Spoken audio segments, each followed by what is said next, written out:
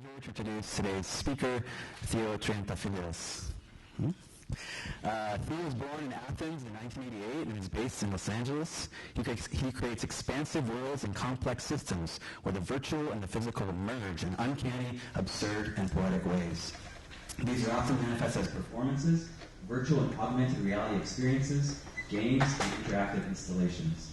He uses awkward interactions and precarious physics to invite the audience to embody, engage with, and challenge these realities. Through the lens of monster theory, he investigates themes of isolation, sexuality, and violence, and their visceral extremities. He offers computational humor and AI improvisation as a response to tech industry's agenda. Theo holds an MFA from the UCLA Design Media Arts program, a Diploma of Architecture from the National Technical University of Athens.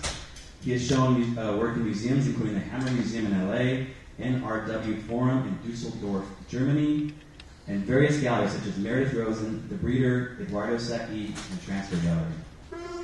He was part of the Hyper Pavilion in the 2017 Venice Biennale, the 2018 Athens Biennale, and most recently, the work I'm really excited to hear about is the project he just did for the Sundance Film Festival's New Frontier 2020 as part of that lineup. So please give a warm welcome to Theo Triantafyllidis.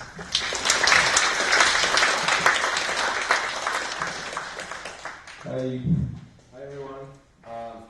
So glad to be here and really excited to present to such a great audience. I'm going to be keeping this fairly casual, working through a few recent projects. I don't have enough time to go through everything, but I'll show you my website later if you want to check out more stuff.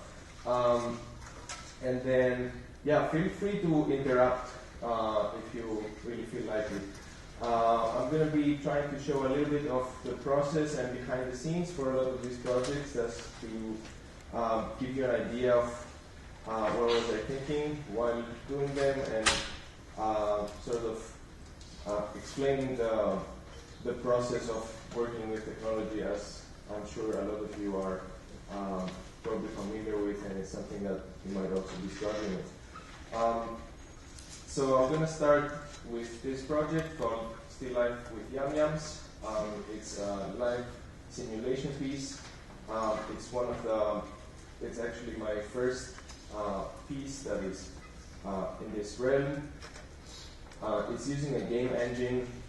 Here there's a generative system that is based on the work of Carl Sims in the 90s, where he wrote a bunch of papers and did a lot of research on evolving creatures, and sort of this idea that we can generate a pool of creatures that are using a simple virtual muscle system and throw them in an environment and have them sort of evolve their muscle systems into something that can help them navigate this world. So I basically tried to implement some of these systems of Carl Sims inside the game engine, and in the meantime also try to think of what it means to be using such a system, what is the role of the computer that is running this simulation, and also how can this be presented in an arts context, and perhaps have a few hints of art history in there. So here there is this population of creatures that are generated in the beginning of the simulation. A random series of 25 creatures to 30 are created. They're given a random DNA. The DNA consists of information that defines the appearance and the behavior of each creature. There is a series of parameters that range from like vision, like how wide and how far each creature can sense its environment, how strong their muscles are, their agility, and also their appearance, like the way they are composed by these different objects. I think this will make slightly more sense when you see it in motion. And then what is happening is through the process of the piece, the simulation running, it will usually run for anywhere between a few hours to a couple of days. It has some systems of self-control, but I like the fact that it can crash by being overpopulated in a way, or having the simulation go completely out of control. But over time, from the beginning of the piece, basically these creatures are sort of very relaxed. They don't really know their environment. They don't really know how to navigate. They seem like a little bit like young children, but the longer the piece runs, the more like strange and emergent behaviors come out of their interactions and the way that they navigate the environment. This is the way that the piece is usually exhibited in a gallery context. So I usually have a computer that is running the piece. This is like one that I assembled myself and did a few small modifications. And it is a way to communicate to the audience that, or at least give them a first hint that this is something that is happening right now and it's running on a computer, rather than it being a pre-recorded video, because otherwise it's sometimes a little bit hard to tell that this is happening in real time. So here is a short clip that we can see out of this. I'll let it run for a second.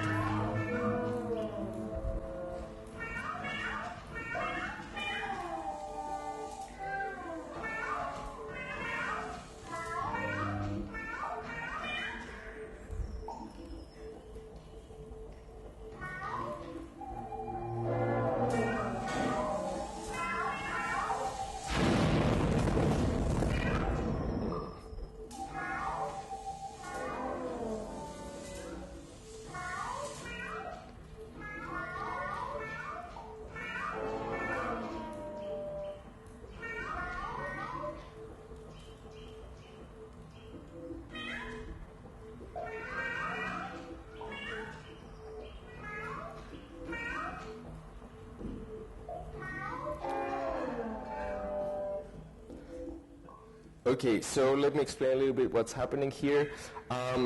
So you will see that basically each of these creatures, their sole purpose is to basically reproduce in this environment. So you will see some of them at it. When they reproduce, they will create children that are basically a combination of their parents' DNA. They start tiny and they grow over time. They will die of age at some point. And then they can also like feed and sort of do a sexual call to each other. They can also sleep and die, pretty much. That's all they can do. And there is this iPhone here that is displaying like a few like hints of what's going on. So there's currently 32 creatures alive. And there's 205 that have already died, and we are in like the third, fourth generation or something.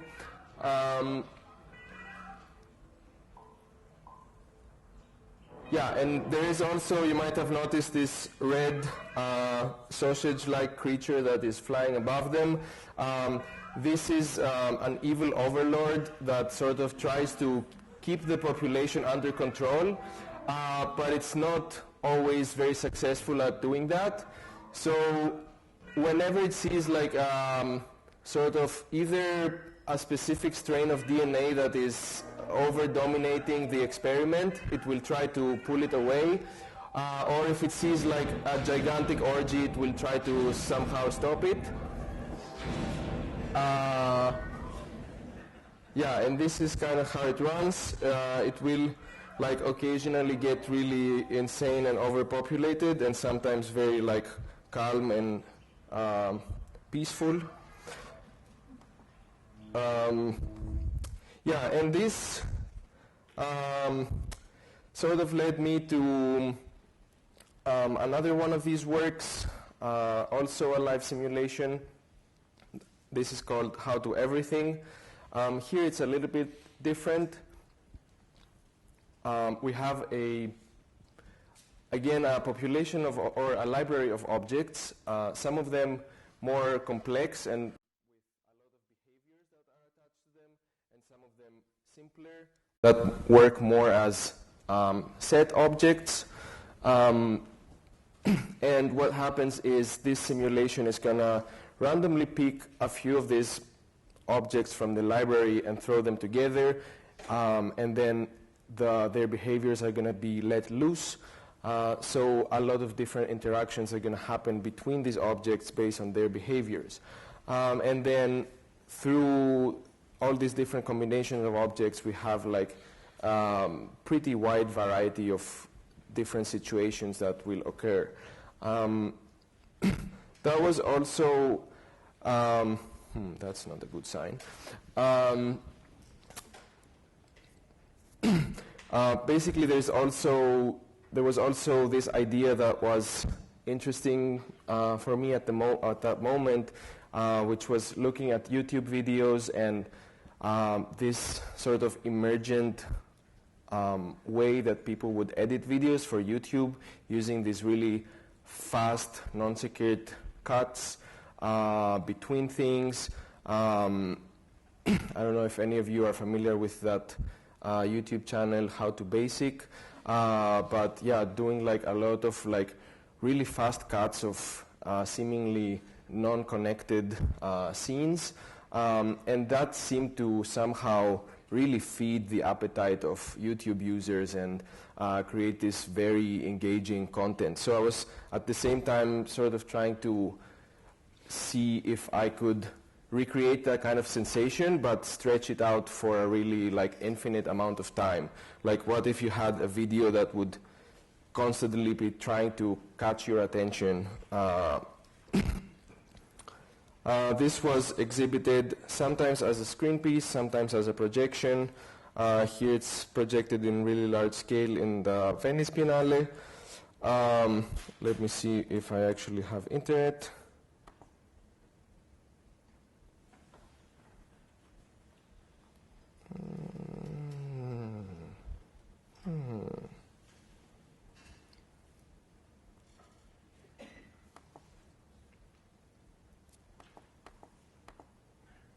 Okay, that's so good.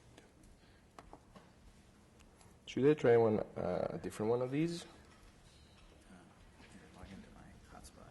So go to RS. Use this password.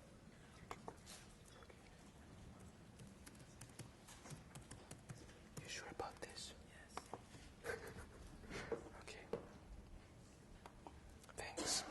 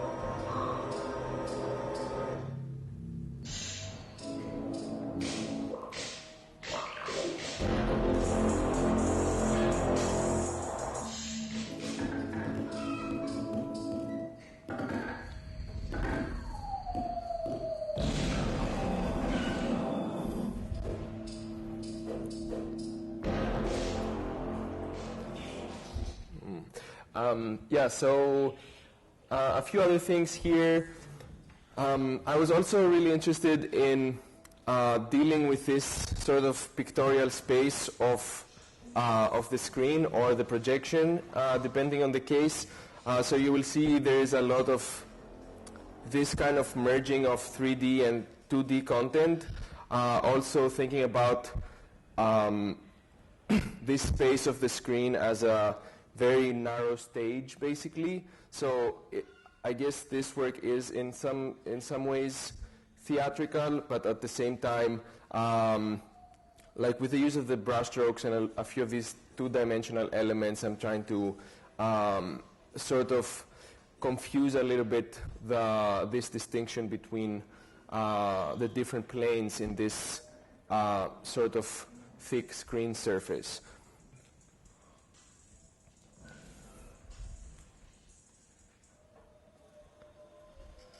And then I also wanted to say that there is a little bit of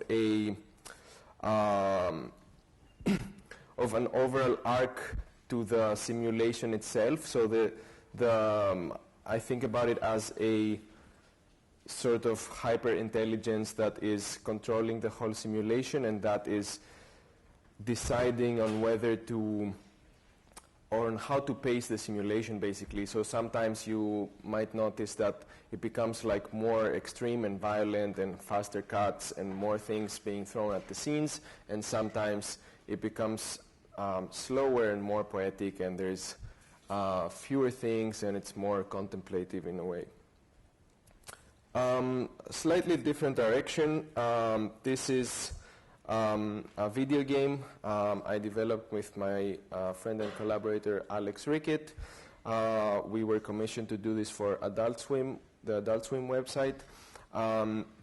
So here, of course, you might have noticed already from the previous works, I am working with a game engine, and I am very interested both in the gaming community and different aspects of that community that we'll talk about soon, but also the use of video game assets and asset libraries, and how basically all this content is created for some specific use cases in mind, and trying to think of what kind of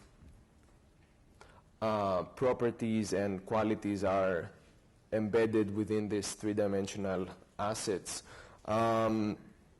This one was built from scratch, so we kind of created everything with the browser in mind, because this was multiplayer game for the browser that didn't require anything to be installed, so you could just you can just open a new tab and play it, and it's fairly elaborate, but then we had to pack it in a really small file size, basically.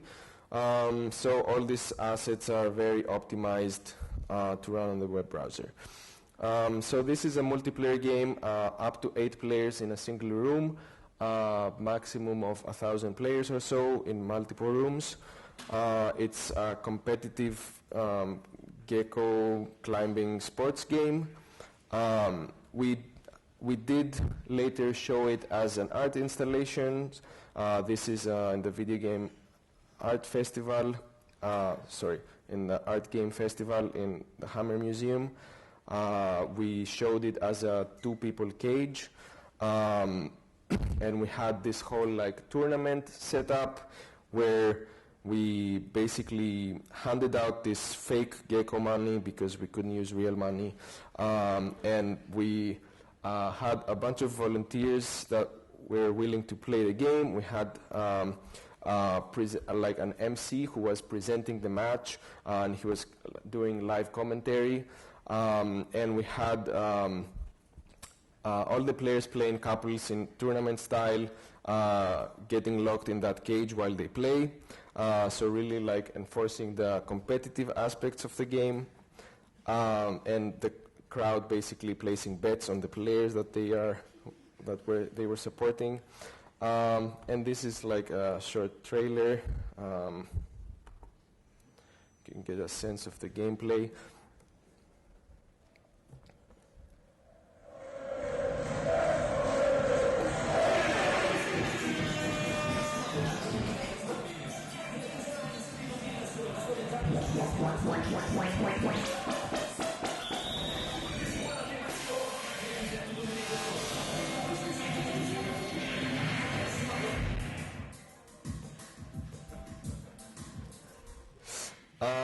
So yeah, it's pretty fast-paced.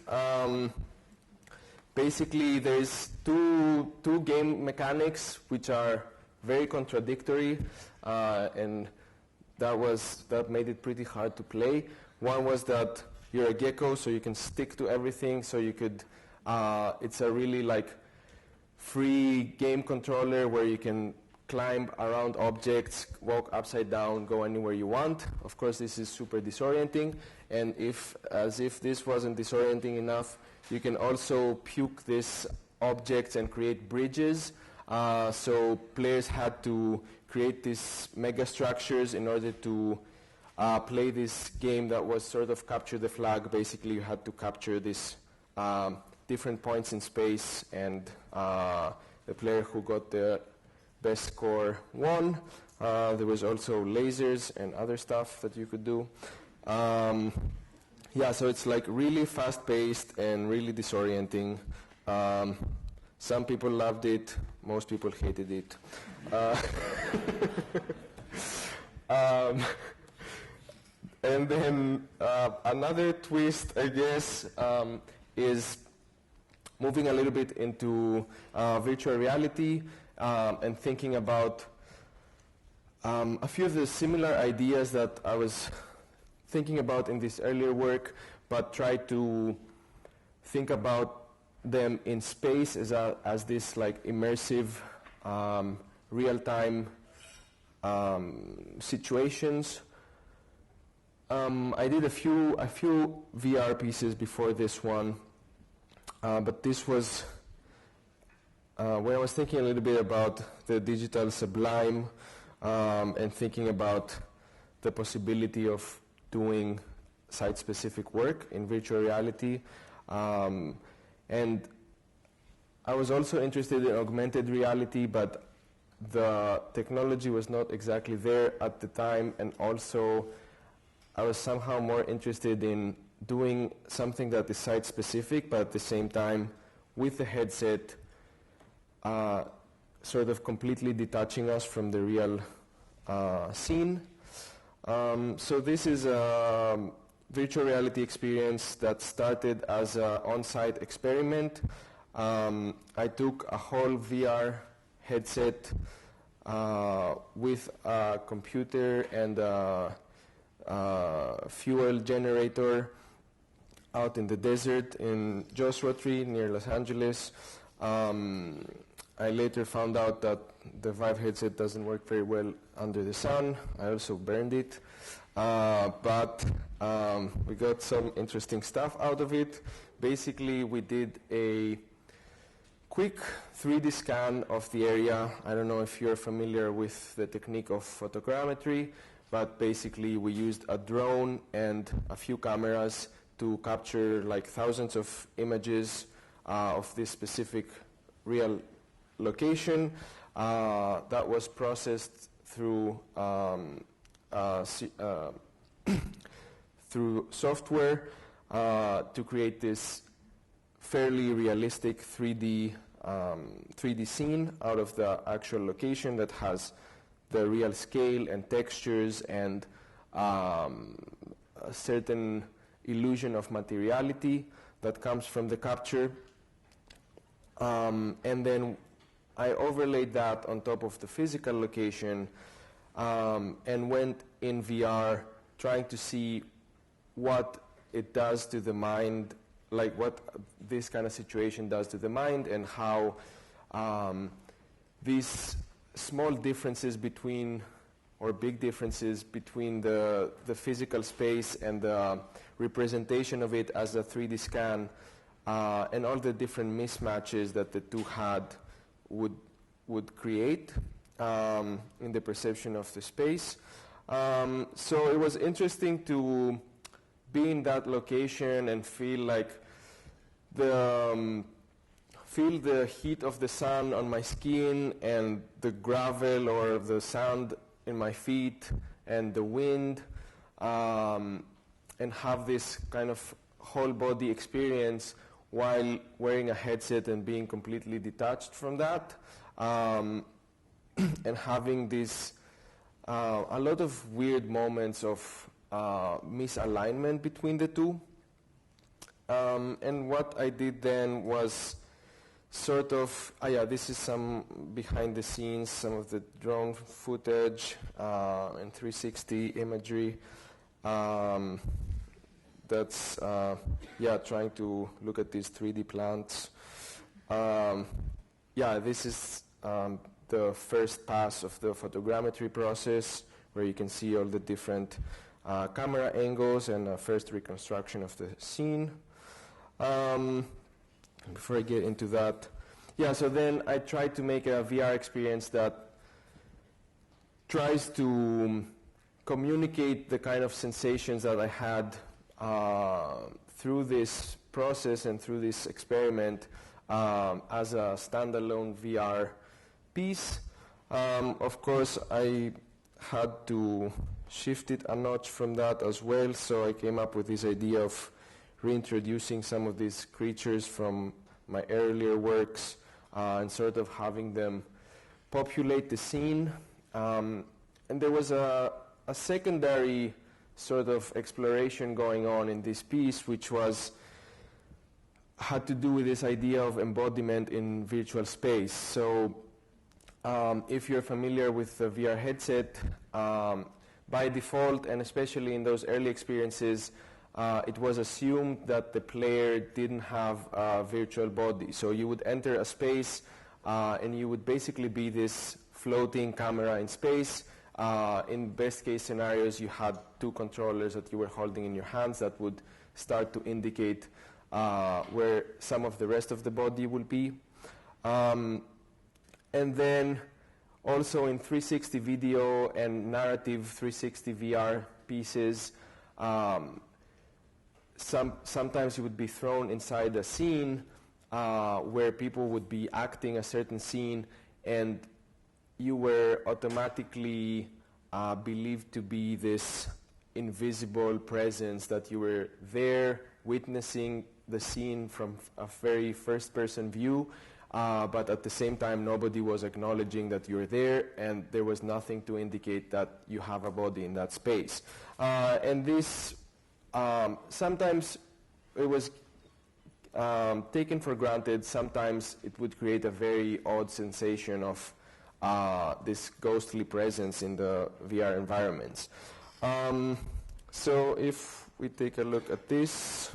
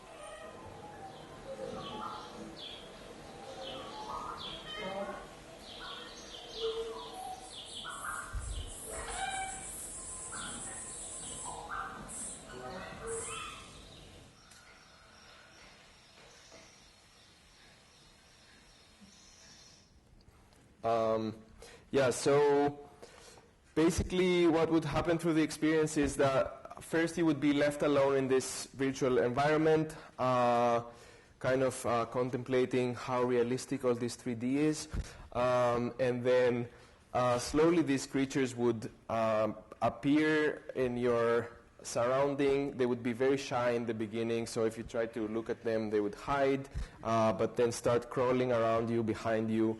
And over time, they would start jumping on you, attaching to your invisible body, and forming this very soft, blobby body for the player in VR. And then suddenly, the player could either embrace that or try to fight back. They could throw them away.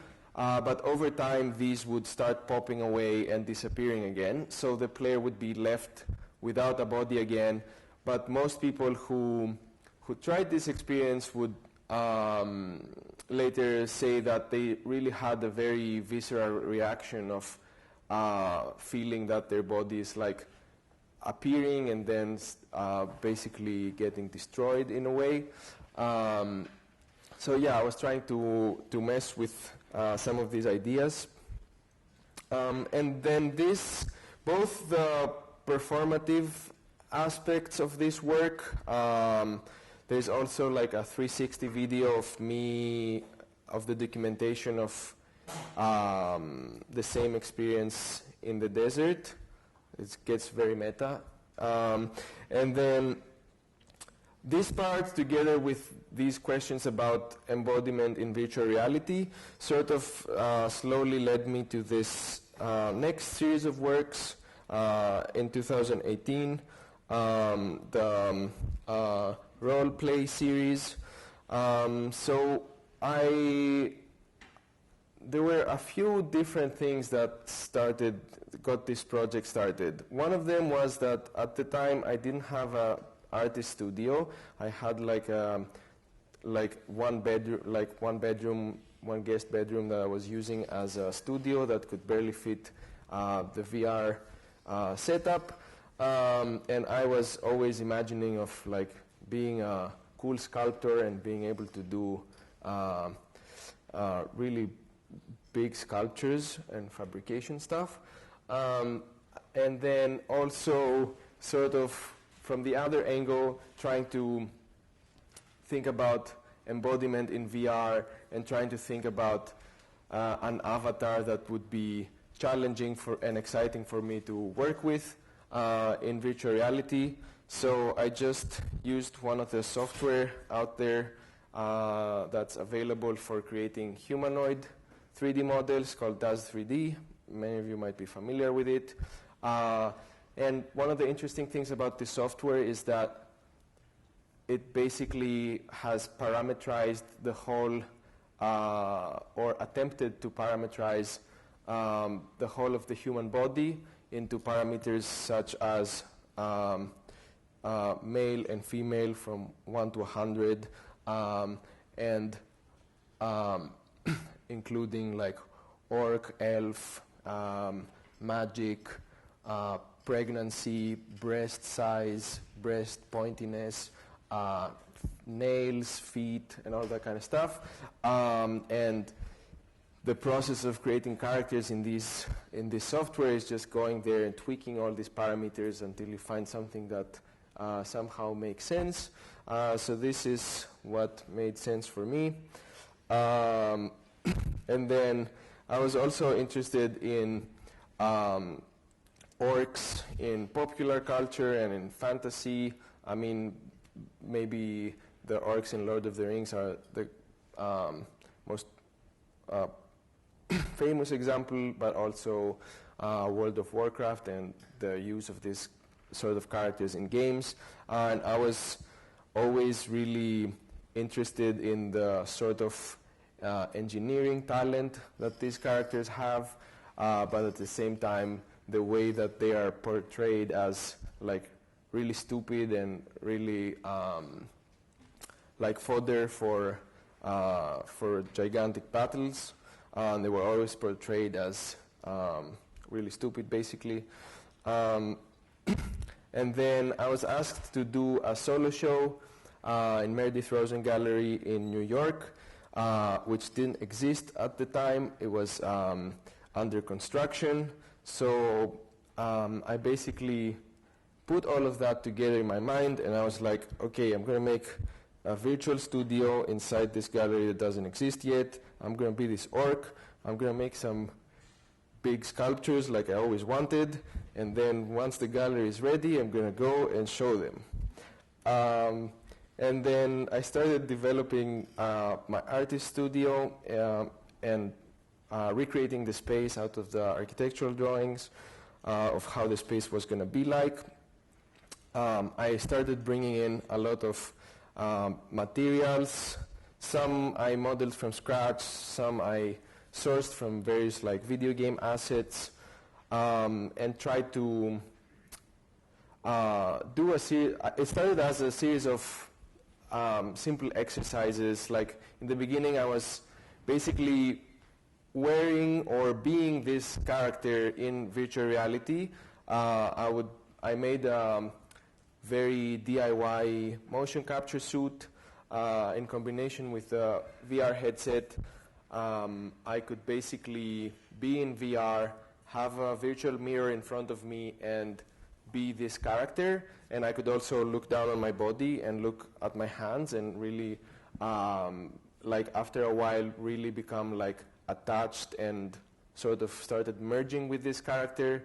So I started also finding a voice, finding a character, and finding like this small narrative behind this character. And then I started building these works in VR as this alter ego. So I was thinking of it more as works that this character would make that are not necessarily what I would make. And then this, so this was a long process. I was working in this VR studio for nearly 6 months, producing these works, and this is what happened in the end. So I made these larger scale sculptures like I always wanted. Then I printed them in plywood and stuck them in the gallery, sort of like as a theatrical set. They were set up in a way that when you would first enter the gallery, maybe for a couple of seconds, you would be fooled into believing that they are actually three-dimensional. I tried to match the lighting and the perspective. And then there were these displays on wheels that I made that I think of as portals, which would basically work as gigantic phones, as gigantic augmented reality displays, and they would show the documentation of the performance of the orc character building these exact sculptures.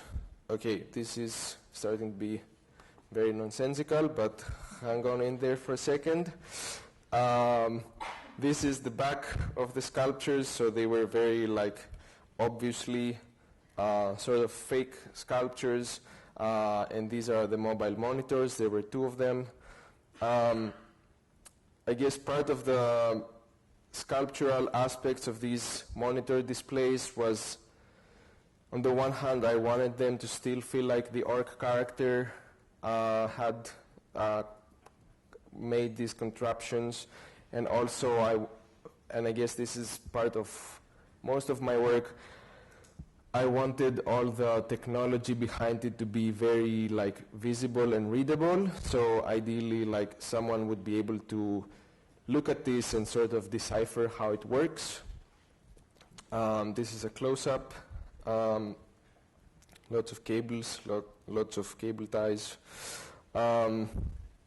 Another version of this.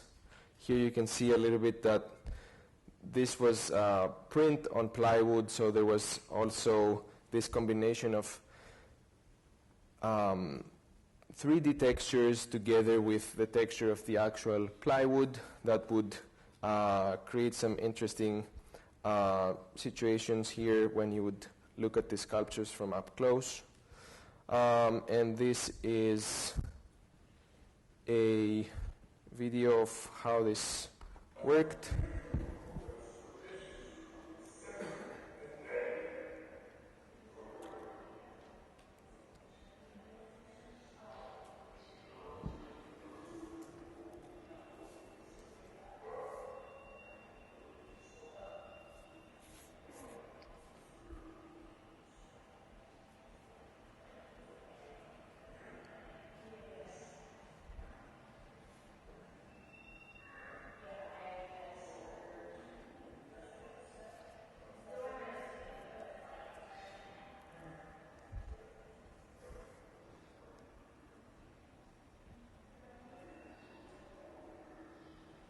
Yeah, and a lot of this came from a place of thinking about virtual reality and how it's usually exhibited in an arts context.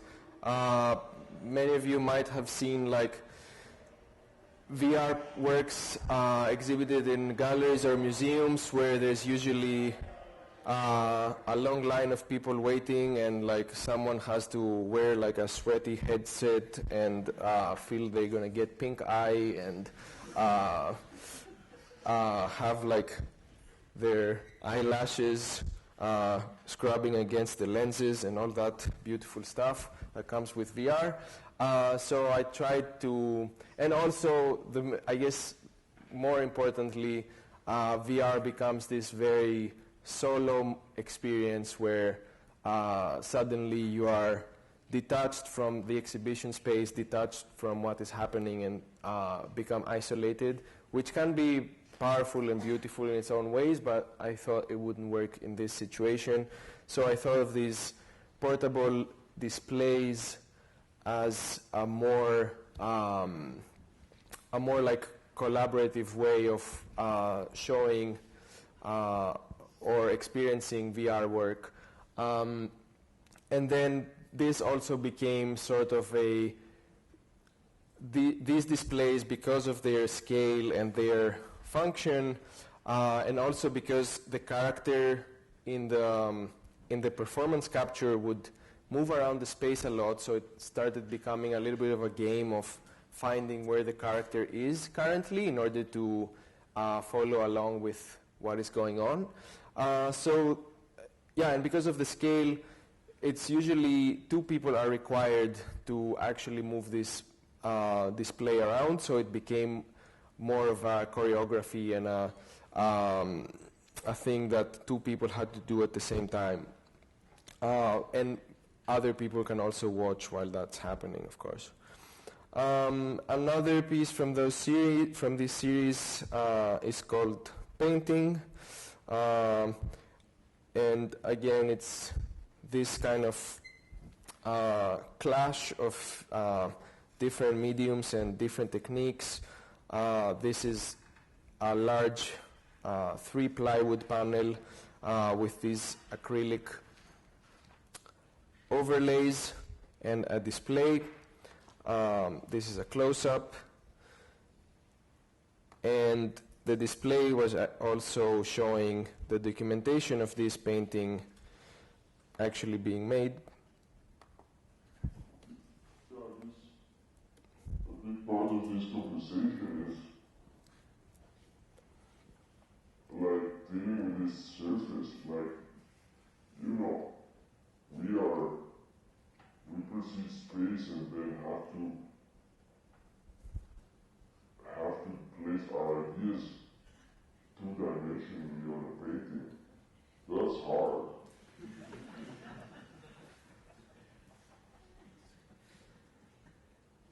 I think I'm done with green. Maybe I'm gonna try some braver strokes.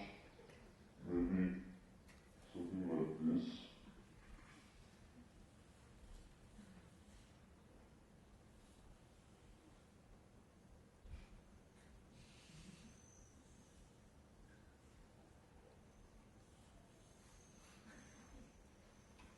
Yeah, that's good.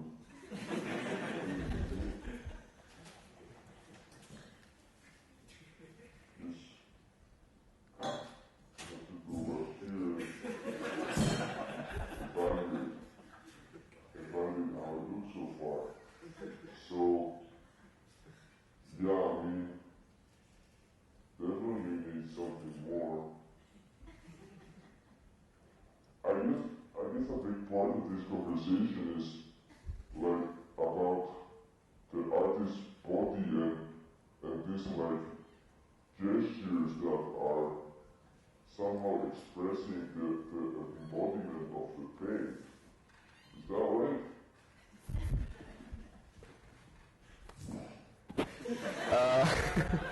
Yeah, there's also teleportation going on. Yeah, and then this was actually like 1-to-1 printed on this. As you notice, like the script is a little bit of, it might be read a little bit ironically, but it's actually very sincere thoughts about me just not getting painting and why people still paint. So this was just a process of understanding.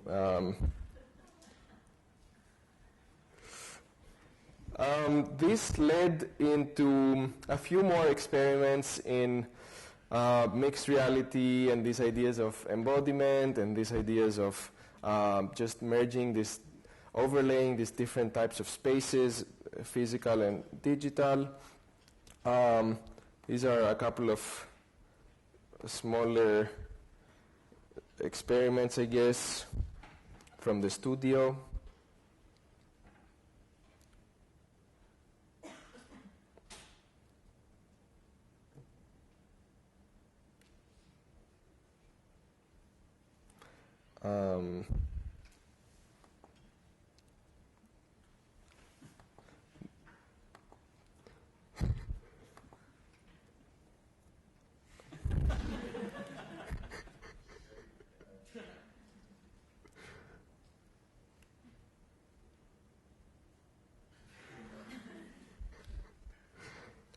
This was early development of these virtual puppets and a few different like control systems for them.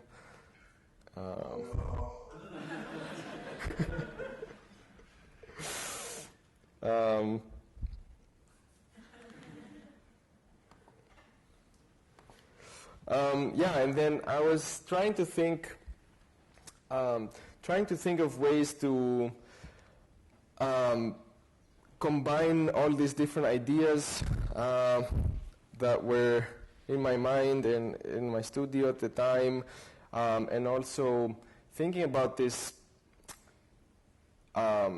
important realization that there is something really exciting happening when you combine like game engines and games as a sort of seeing games as an open score or as an open place for improvisation, basically, and at the same time looking at live performance and trying to think of ways to combine the two. And I think that there's something really powerful in that kind of combination. So I was trying to sort of scale this up a little bit and thinking about this work being presented in a live performance situation. And I sort of randomly stumbled upon this comic book called Antigone by Connor Williamson, who is a really amazing Canadian cartoonist. And reading this comic book, I found like a very strong connection between some of these ideas and a really great story and great characters that were sort of dealing with a lot of these same questions, basically. This comic book had also something very interesting. It had this very strange feeling that you could never tell if what is happening in this comic book is a reality or it's a video game or if it's a dream. It had this very like fluid sense of space and place. So I got in touch with Connor and he was pretty excited about the possibility of making an adaptation of this into a live performance. So we started prototyping some ideas. We were in Los Angeles, so we did the whole like casting for actors and all that kind of stuff, which was super fun. We found a couple of really talented and super fun young actors we started working with, and we started prototyping all these ideas. So we thought of, again, like using VR and motion capture as a way to create avatars for the actors, and then having this whole virtual environment that they would be in, and trying to deal with this fundamental question of all this, of why do we need the action to be replicated between the physical stage and this projected space? What does that mean? And these became the very fundamental questions of this piece. And the piece is, on the one hand, it's about escapism and trying to think about what makes us try to escape our current reality, and why has the human mind like always tried to create these alternative realities and fiction as an escape. And on the other hand, trying to look back into all of these technologies and reflect on why do we really need them, and what do they offer. So this became an open process. It took like more than a year to develop. You will see it's at a certain stage right now, but it's still in open development. And we brought together both like a pretty amazing team and a lot of really different fields and ideas. We looked at a lot of improvised theater, a lot of animation kind of stuff. Of course, the video games and the game engine was sort of at the center of this. And of course, having to adapt a comic book proved out to be a huge challenge on its own, and sort of try to stick to both the narrative and the core ideas and values of the original work. One of the experiments that was super fun was having our actors be in character and doing all this IRL interventions, where we would actually try to play the whole plot in real life. So in the comic book, they are cruising in a boat. Instead, I would drive them around and pretend to be an Uber driver, and then they would go and visit different locations and act out parts of the script in real life, seeing like people's reactions and kind of prototyping the piece in these kind of funny real-life situations. And at the same time, of course, we did like more traditional rehearsals as well. And at the same time, put together a small game development team that started fleshing out this virtual world into something that is an open, not fully, but it's an open world video game, basically, where the actors would have the agency to navigate freely in. So we had all these really great people making virtual assets. We had to sort of think of ways to translate what was in the comic book into 3D. And of course, a lot of the magic that happens in this comic book is by the way that Connor Williamson works with his lines and his drawing. And 3D, on the other hand, is very like rigid and precise in comparison. So it was always a little bit hard to communicate this kind of fluidity and dreamlike quality that the work has in 3D. We made the whole cast of 3D characters. We started building this open environment with a whole city. Part of the Antigone world is that it's taking place in a post-climate change near future, where this city is semi-submerged underwater. There is no cars. Everything is happening like in these small dinghy boats. And then due to the temperature rise, this city has become super tropical, basically. And then there is something beautiful about this world, but also like a lurking sort of Jurassic weirdness about it. Then we also built like a whole weather system and a lot of different like small systems to make this world come to life and have like a lot of variation. So the idea was that this performance would be played sort of like a video game. So the two actors would be our players. They would have their avatars that are represented in this virtual space. And then they would have a certain amount of agency to decide where they want to go, what they want to do, what are their goals. And this is kind of how it looks. This is from our premiere at Sundance. That was a month ago. So this is all still pretty new. So the male actor was... How are we doing on time, by the way? Okay. Hope this is not taking too long. I've never presented this project before, so I'm trying to figure it out.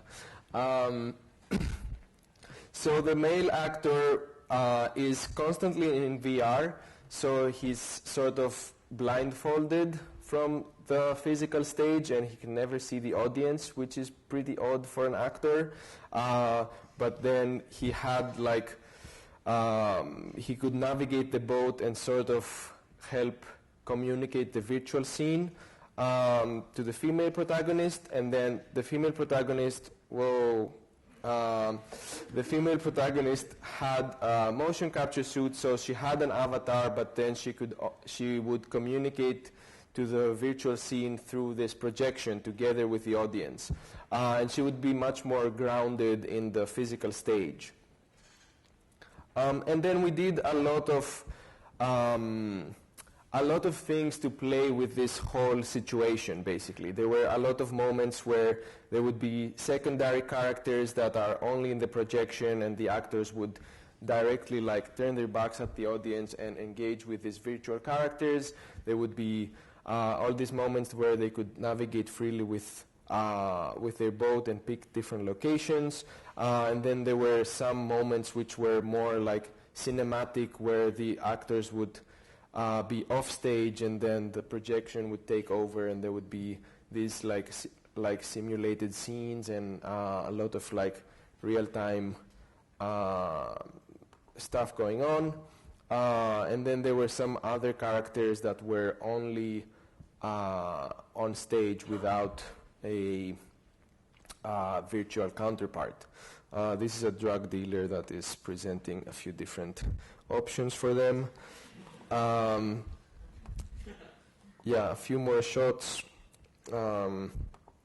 This is the motion capture and avatar situation. And these are some of the like slightly more still shots, basically. Unfortunately, I don't have the up-to-date video. This is nearly 6 months, and it's before all the like development that we did for our premiere, but I think it's gonna be, if you combine it in your mind with the assets and stuff that you saw earlier, you'll get the idea. 7, 8, 9, 10. Ready or not, here we go.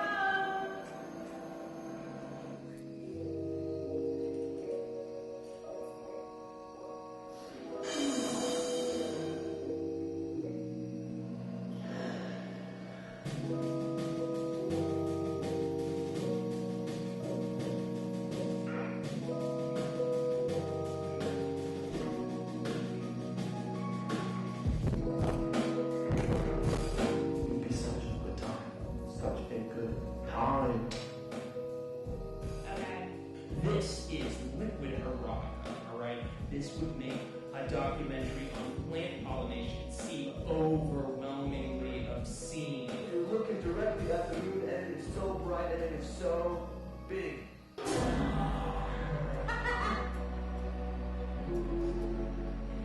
really can't be here anymore. Imagine that you're in an airplane that's plummeting towards the sea at 5,000 miles per hour, but instead of reaching into your backpack, pulling out a notepad and writing a note to your family member,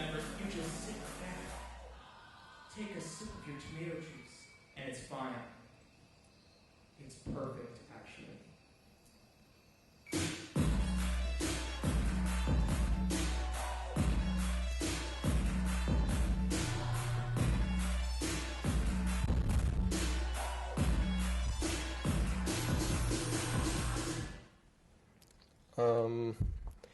Yeah, and this is pretty much it. Thanks for watching, and this is my website. It has a few more projects that we didn't have time to see, but you can check it out. And we are open to questions.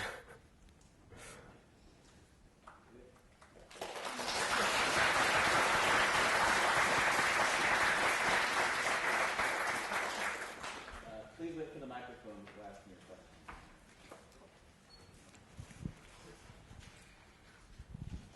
Hi. First of all, thank you. I'm right here. So there seems to be a pretty big leap in scale from between two of the works you showed. So there was the studio visit, right, which was your solo show. And then I imagine you probably skipped some stuff, but then we're in Antigone. And it's a much bigger team. It's much bigger production. I know it's a lot of money to go to Sundance New Frontier, for example. Can you talk about that jump and like how you built that team and how you funded that kind of project? Yeah, I mean, I had no idea what was coming when I started. I was like, oh, this is a cool comic book. It has 2 characters. Maybe I can build like a 4-people team and we can make this work. It ended up being like more than 15. And I had no idea how to do this. So it was slow and painful. But the team was actually really amazing. So it was... yeah, and I think I spent a lot of the previous years sort of doing the solo artist, working in my studio situation, but I felt like for these kind of bigger types of projects and environments and performances, it really becomes all about like having a good team, basically.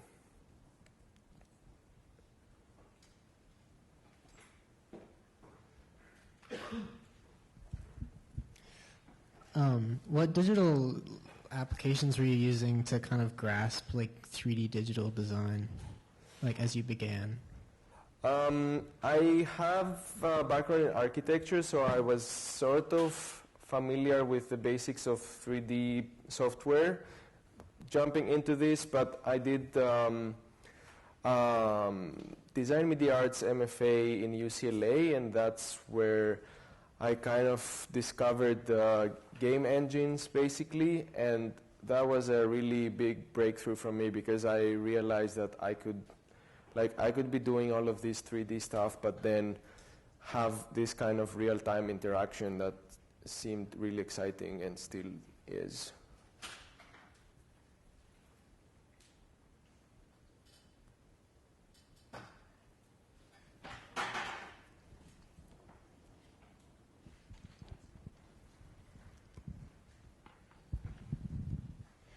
Hi, thank you. That was awesome. What sort of advice would you give to anyone, college level like us that are aspiring or wanting to do VR in the future? I'm not very good at advice. I don't know. Just go wild and just do what you want to do. Sweet, thanks.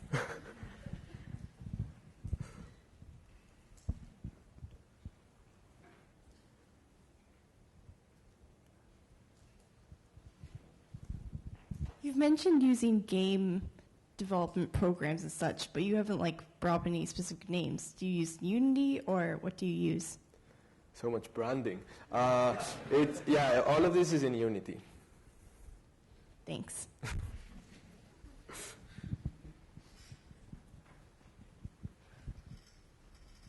Could you talk a little bit more about this orc character? The orc character? Yeah. Sure. What parts of it? I'm just curious where it came from exactly. Yeah, I mean, it's a combination of course, the sort of orc racial stereotypes that I talked about that I always found like interesting in games. And then I like the androgynous part of it is just something that I found like challenging, and I wanted to like really see what happens if I was this character. And I think there is a lot of interesting theory about avatars, and this idea, it's kind of similar. It has a lot of similarities with drag culture, I think, but it's quite a different thing. Like avatars, I mean, there is Angela Wasco's work is really great in that sense, where she would go in Warcraft Online and ask people why they've picked the specific avatars, and when she would ask a male player why they have a female avatar, sometimes the answer is because when I play the game I just want to be looking at a nice character from behind, and it would range from that to I just want to try being a different gender. So it's a very interesting discourse to think about avatars and gender in digital space, basically.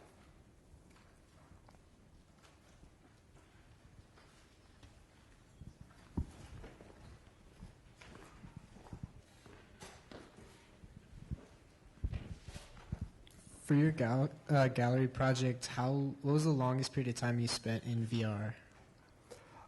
It was about 6 months in total for the project, but it ranged it was definitely quite a few hours per day in there, and it was a mix of going back and forth developing the tools, because at that moment there wasn't that much of. I think now it might be a little bit.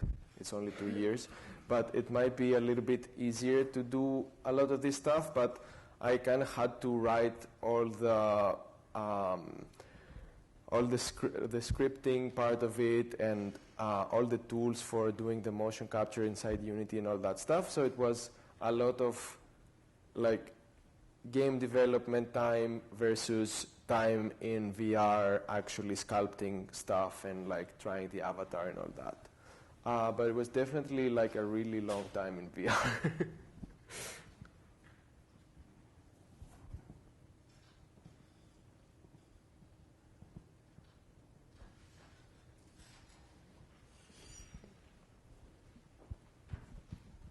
Hello. Thanks for the great talk. I was really curious about the pieces, the plywood pieces in the gallery show. Mm-hmm. And first of all, maybe I was slow to catch on, but that was so incredible to me because I thought you were talking about this as a virtual space the whole time. It took me a while to realize, these are physical objects. So I thought that was really successful and interesting.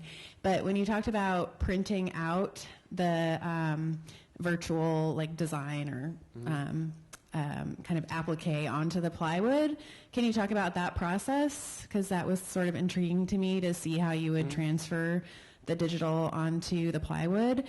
And then some of the close-ups, I was trying to figure out if the plywood was also, if the surface was sculpted three-dimensionally or if it was completely a flat plane. Yeah, so actually I still have trouble convincing people that this show ever happened because it was intentionally made to look like a rendering. But yeah, these are real stuff. There's 4 people required to lift that sculpture onto that scaffolding, and that was much heavier than in VR. But the process of the transfer was basically, I had taken that into account from the beginning or early on in this work, so I was definitely interested in how the textures of the 3D objects are going to look printed on plywood.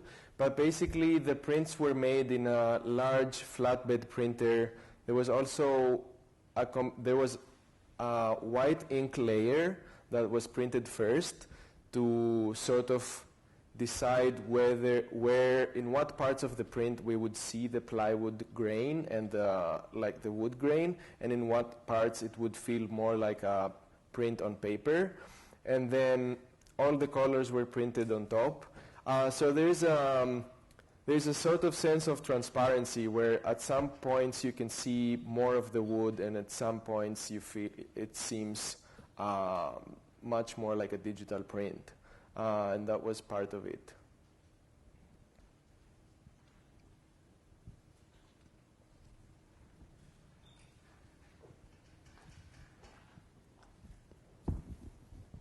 Hi, thanks.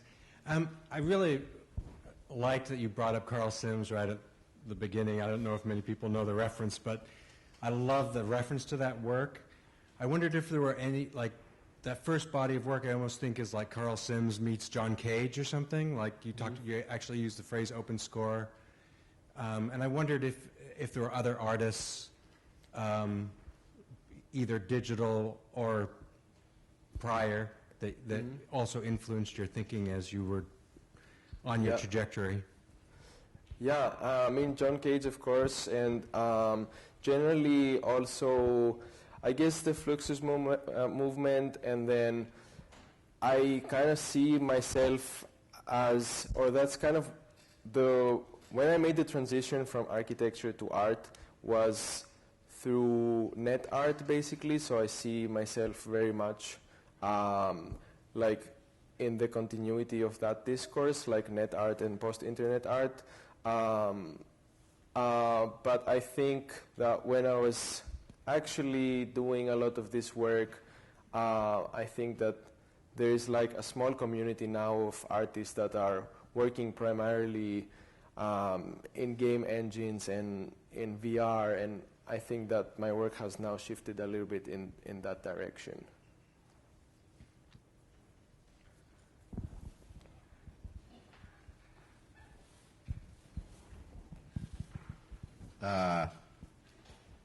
Yeah, so you spoke a lot about embodiment, and I was curious, in thinking about the avatar as well, when do you think the sort of embodiment begins and ends? I think that the avatar, like you said, began to make works that were in its own vein, and I think that it became somewhat of a separate entity from yourself.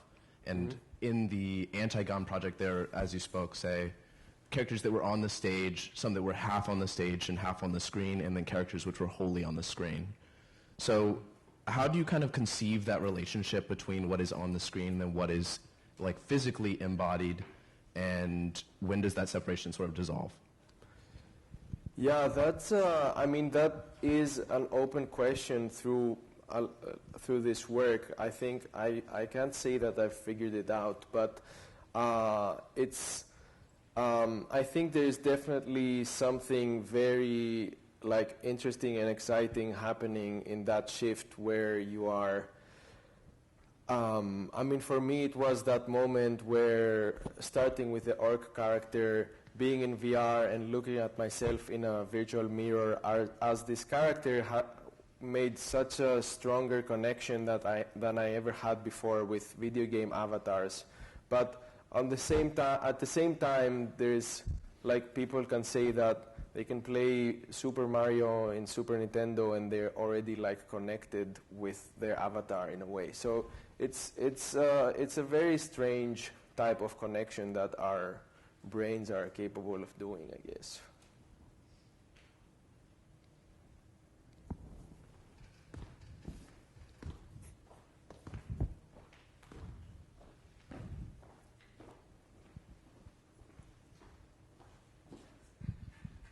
Your bio mentions monster theory, and first of all, I've never heard that term, I don't think, in that specific way, and I'm curious how that ties into the virtual in how you connect those two.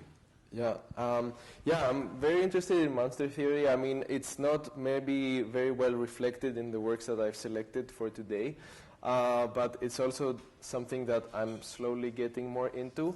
But it's generally monsterology and monster theory is the like scientific realm of like exploring like monsters, both physiologically, for instance, like monsters like birth defects and that kind of like more scientific part of it, but also the sort of fictional monsters and mythological monsters.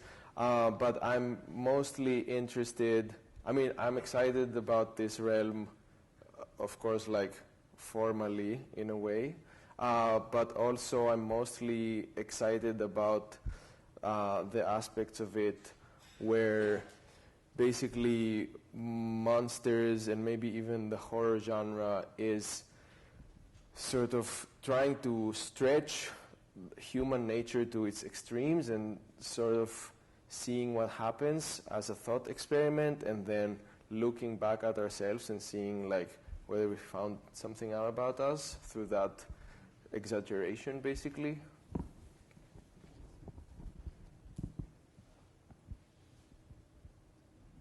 All right, thanks so much. Thank you for having me. Thanks a lot.